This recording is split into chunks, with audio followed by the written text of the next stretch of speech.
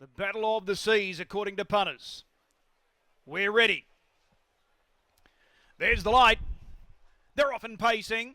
Great line away as well. Oshley with early speed. Arksea is starting to build strong momentum. Yuridiva protects inside running. Deeper out Seaside Boulevard.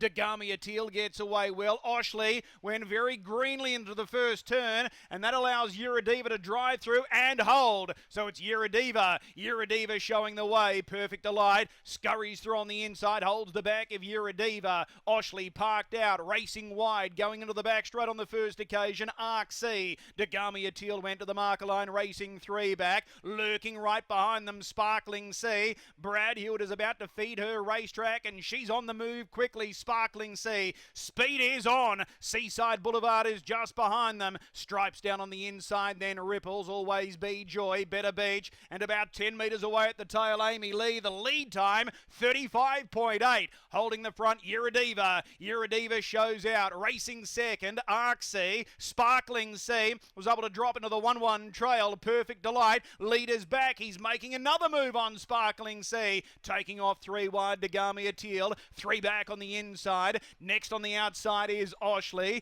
Then we've got Seaside Boulevard. Stripes held up on the inside. Ripples, Always Be Joy, Better Beach, and Amy Lee is at the tail. 28.6 first quarter of the last mile. Survival of the fittest going into that bottom turn. 900 metres left to run, and Arksea was able to push on and take the lead from Yuridiva.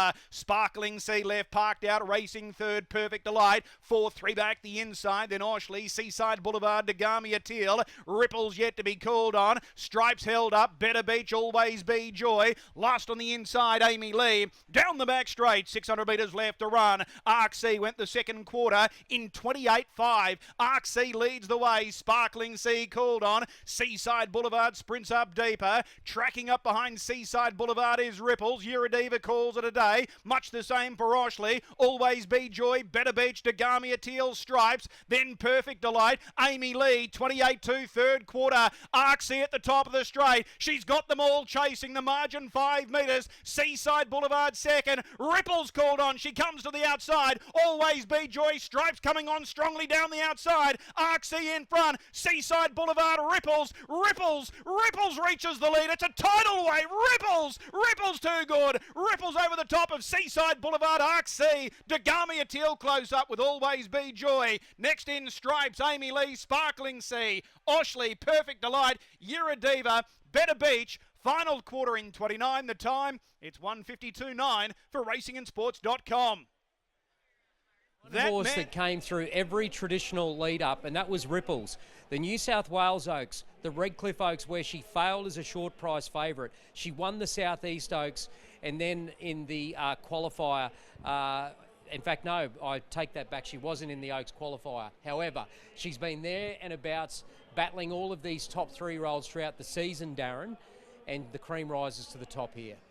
Not only the cream for the horse, but the cream for the driver. No better big race Group 1 driver at Albion Park than Mccarthy. Back-to-back Oaks for him last year. The upset Captain's Mistress last year with Soho Americano. He does it again here with Ripples, with Arksea.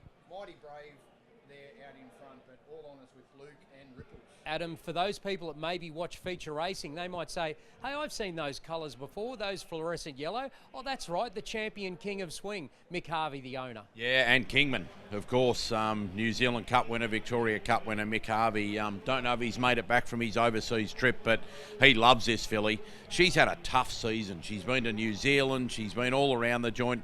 She had that wretched first up run at Redcliffe, and she's just got better since. When this race turned into a war, and it was a war, they've walked home in 29. They've taken 2 seconds, I think, off the race record. It was completely run upside down, and from the draw, she needed something like that to happen to win. But at the 400, she was the only one you wanted to be on. Even though Arksea kicked away, you mentioned the distance query and the fact she'd run supersonic times through the middle stages. So a really tough season. Filly wins it. Arksea